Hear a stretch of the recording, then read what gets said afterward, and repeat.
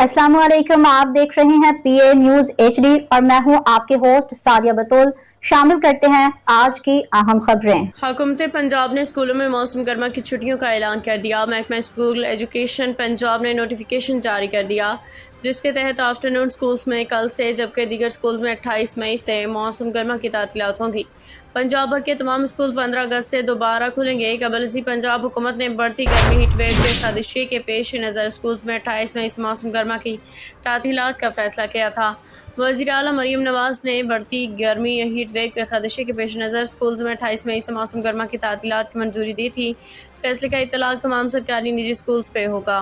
पंजाब भर के स्कूल्स के औकातकार भी तब्दील कर दिए गए हैं। स्कूल्स के औकातकार 7:30 बजे से 11:30 बजे तक होंगे।